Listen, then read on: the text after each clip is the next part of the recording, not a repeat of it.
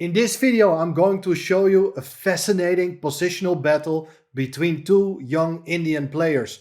White is Praggnanandhaa, black Sadwhani, and the game is played in Sharjah Masters tournament in UAE. It's an incredibly strong open tournament with so many strong grandmasters rated over 2500. Some of them are even 2700 plus.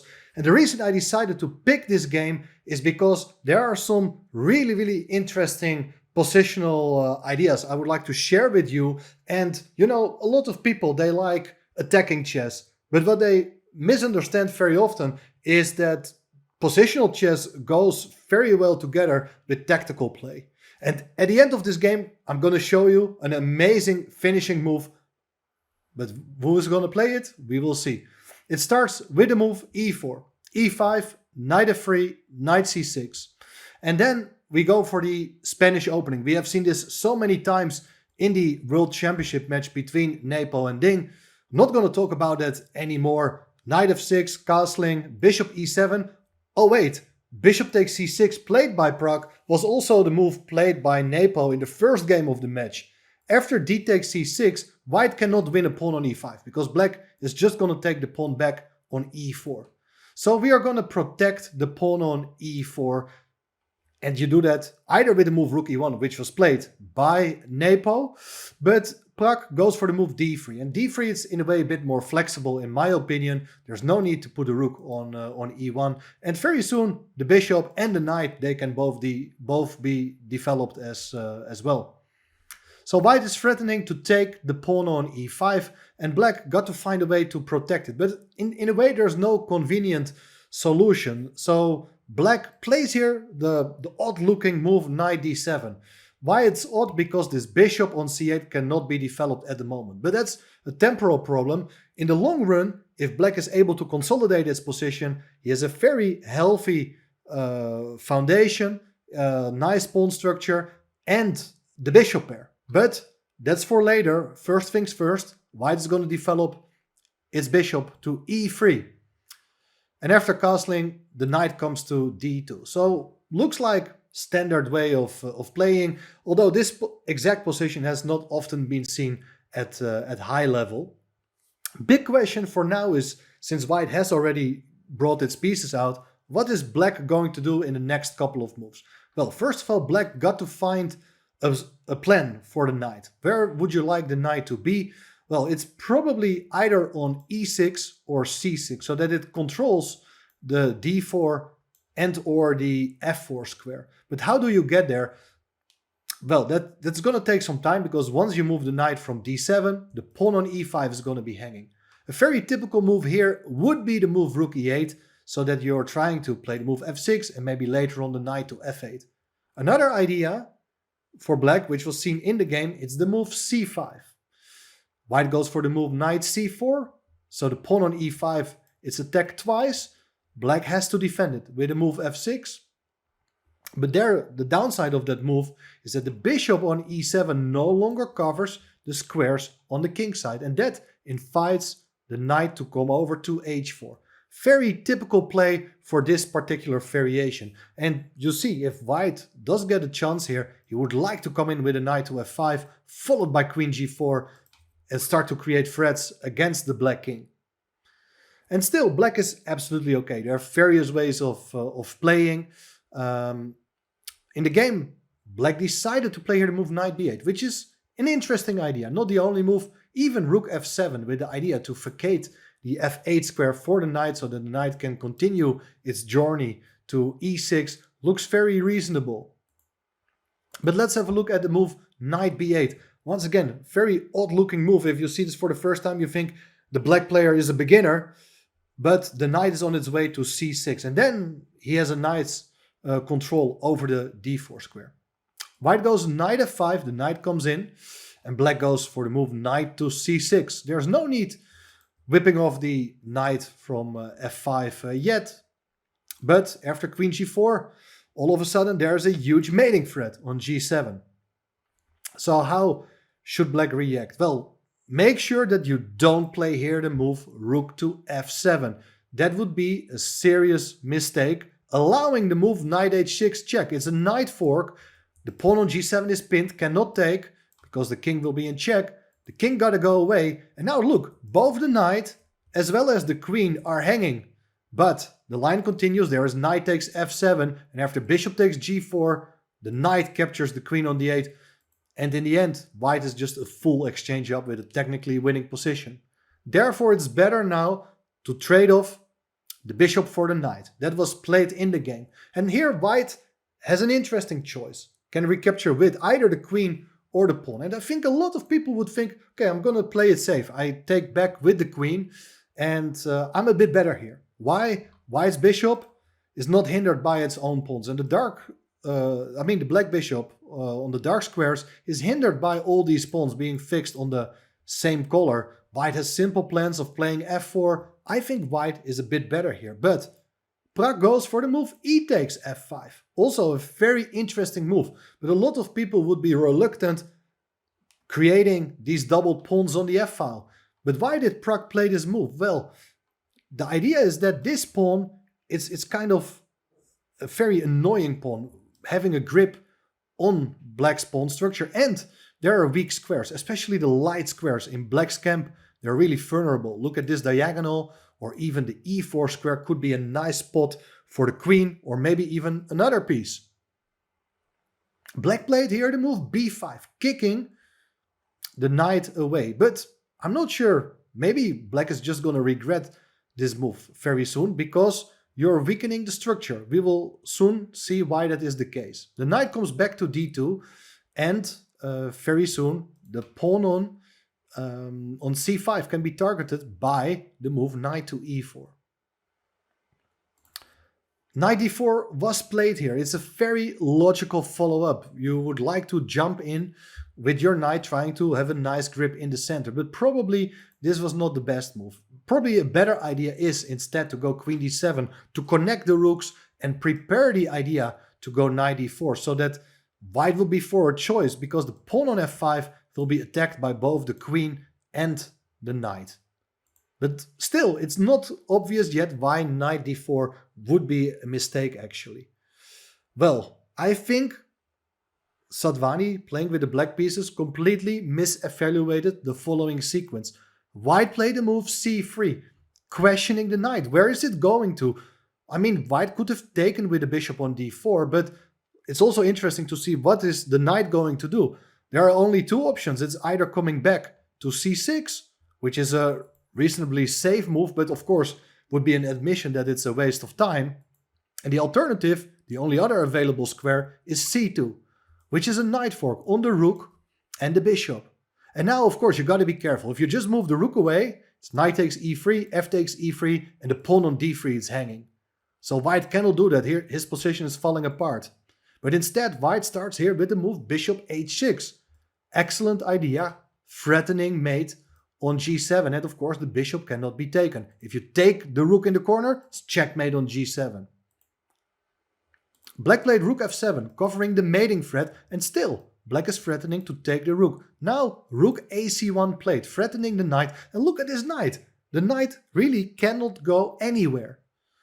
But I assume that black had been counting here on the move queen takes d3, grabbing a pawn and at the same time supporting the knight on c2. In the end, this was not played by Sadwhani, and I think it's because there is this move knight to e4. It's an excellent move. The knight is safe, and most importantly, after any move of black, let's say he plays king h8 with the idea to threaten the bishop doesn't have to go away. Instead, we have a higher goal of attacking the queen on the d-file. Queen is under threat, and after queen c4, of course, you can just take on c2 the knight, but even stronger here, rather than taking the knight, is the move b3. And look, the queen is just trapped in the middle of the board, cannot go anywhere. Knight protects the pawn, rook covers the d-file, pawn on f5 prevents the queen from coming back. Very interesting tactical ideas which were misevaluated by the black player in this game. So after rook ac1, Sadwhani played here the move king h8. So his idea is to take on h6. Absolutely fine. White could take now on c2, but decided to start here with the move knight e4. And the idea is that you're still discouraging black from capturing on d3. Same problem, there's rook fd1, and the queen has not enough squares to go to. Queen c4 runs into the move b3, queen is trapped. The knight cannot go anywhere, so the only alternative is g takes h6, capturing the bishop, but then it's rook takes c2, and look at the pawn structure, look at these double pawns. It's a weakening of black's king side, and it's not only that, there are also strategical problems. Look, the knight on e4 is just clearly superior to this horribly looking bishop on e7, and still black is unable to take the pawn on d3. This time the queen threatens the rook, but the rook comes via d2 to the d file, threatening the queen. If queen goes away, it's b3 once again, and the queen is trapped. So no time to take the pawn on d3. Black played here the move rook g7, but now the queen comes back to f3. Materially speaking, the position is still even. Both sides have 8 pawns, but the pawn structure of black is really awful. I talked already about these pawns on the h-file, but I should add that the pawn on c5 is also a weak pawn. It requires the support from the bishop, as well as the bishop got to retain control over the pawn on f6. So this is a very nice positional dominant situation for white. But how to break through? That is the question, because all the files are still closed. Well, black played here the move queen g8. Occupying the g file, there are no threats there, but also the queen is attacking the pawn on a2. White plays it very simple. Goes for the move b3. Rook d8. And not that there are any tactical ideas, but sometimes there are these deflection ideas of sacrificing the rook and then take on g2. No need to allow any sort of counterplay. Just keep it simple. White played the move g3. Excellent move, stopping all the potential play on the g file for black. And black is stuck. Black cannot really do anything. Played here the move queen f7. Rook to d1. Just bringing the rook to the d file so that you're making sure that the queen is able to move wherever she wants to go. And after playing the move rook to d7, another very instructive positional move by Pragg, he played the move c4. And that's a really, really wonderful move, because what you would like to do is open the position. So if you do get a chance, you would take on b5 followed by knight takes c5. But even if that is not possible, there are ideas to just attack the pawn on c5 one more time. For instance, with the move queen e3. And then white is about to win this pawn. If black would play b takes c4, there's even a choice. You can take back with a rook, with the idea to take next on c5, but also the move b takes c4. It's very nice. Look at the pawns. Now, since the black b pawn has been exchanged, black's remaining pawns on the queen side become more vulnerable, and white has the simple plan of shifting the play to the b file, and the rooks are now finally able to enter black's position, able to give a check or start targeting the pawns. Black's position is really collapsing very soon. So therefore black played the move b4, hoping to keep everything close, because imagine if the white rooks are not able to infiltrate, it could be that there is a potential fortress. There are not enough ways to break through. But therefore Pragg plays another key move. He goes for the move a3, which hangs a pawn, but it's not really a pawn sacrifice, because white would continue here with rook a2, and on the next move you do take on a3, and after that the remaining pawns, they are vulnerable and they can be targeted very soon. So black played a5 instead, so that after ab4, black's pawn structure still remains intact, at least some sort of, but the a file is open and the white rooks are going there. Rook a2, rook g8 back. The rook couldn't do anything serious on g7, decides to come back and help in defense. Rook d2 a1, and after rook g to d8, attacking the pawn on d3 with the two rooks. Should white go back in defense with his rook? No way. The rook comes in on the 8th rank with rook a8. With a big point being that rook takes d3 is not possible because of queen takes d3, and black is unable to take because the rook on d8 is pinned because of the check. Therefore black instead played the move queen to e8. So unpinning the 8th rank, perhaps sometimes rook takes d3 could be a threat, but anyway, that's not a question. White is taking here on d8. Keep it simple, and once again, there are more tactical ideas here because black decided taking back with the rook. But for me, the first thought I had was like, why black is not gonna take back with the queen, so that the queen and rook start working together on the d file, attacking the pawn on d3. But I'm pretty sure that Pragg had all seen this. He must have seen that there is knight takes c5. Fantastic knight sacrifice, hitting the rook on d7, taking a pawn, and the point is that bishop takes c5 runs into rook a8. The rook is protected by the queen, and whatever black does, white is going to win the queen on the next move thanks to this skewer. And that explains why black decided not to recapture with the queen, but instead with the rook. But now there's no pressure against the pawn on d3. White can continue its initiated plan with rook a6. Beautiful square for the rook, targeting the pawn on f6.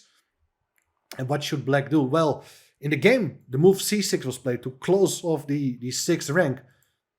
I was thinking maybe queen d7 is a more stubborn defense, but that would be met probably by the key move rook e6. I love this move. The rook is just standing inside black's position.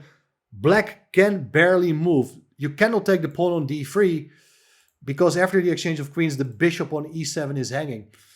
So that's not recommended, but look at this pawn on f5. It's supporting the rook. At some point, white is going to take on f6, but he's never in a rush. There are also ideas just to go for queen h5 and launch a decisive kingside attack. Anyway, this didn't happen. Black played the move c6, but now the queen comes into e3, and we have another weakness on c5, and also the pawn on h6 is a big problem.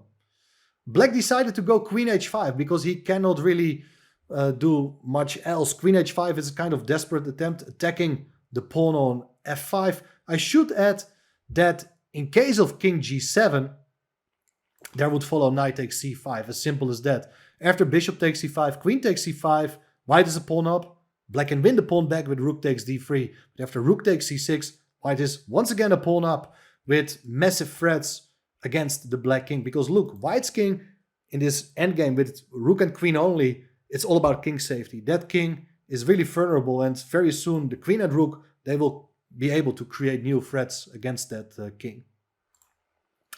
So black went for queen h5, as I said. But anyway, knight takes c5 was played, and black has to capture something. Otherwise, he's just a pawn down for nothing. But his position is already really, really problematic. In the game, there followed queen takes f5. But I want to mention that also bishop takes c5, queen takes c5 is not an improvement. Because if you do take the pawn on d3 with the rook, it's queen f8 with checkmate. Simple as that.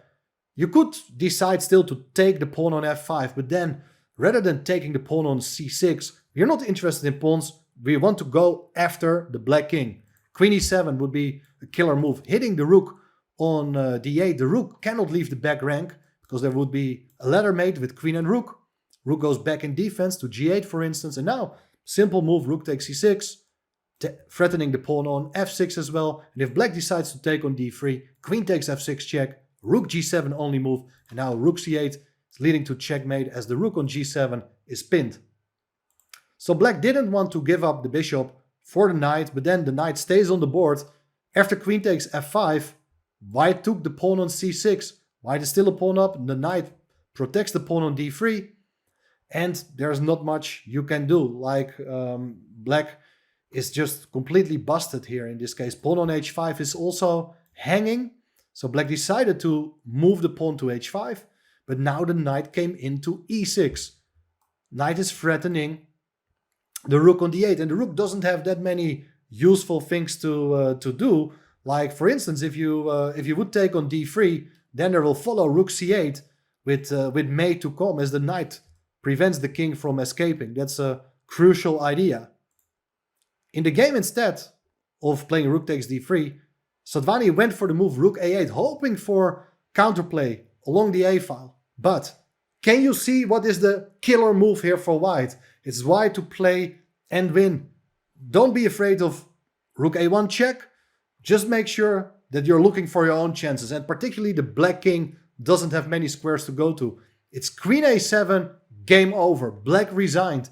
Amazing queen sacrifice, with the point being that if you take it, it's rook c8 with checkmate. After bishop f8, rook takes f8, the king cannot go anywhere thanks to the beautiful cooperation between rook and knight.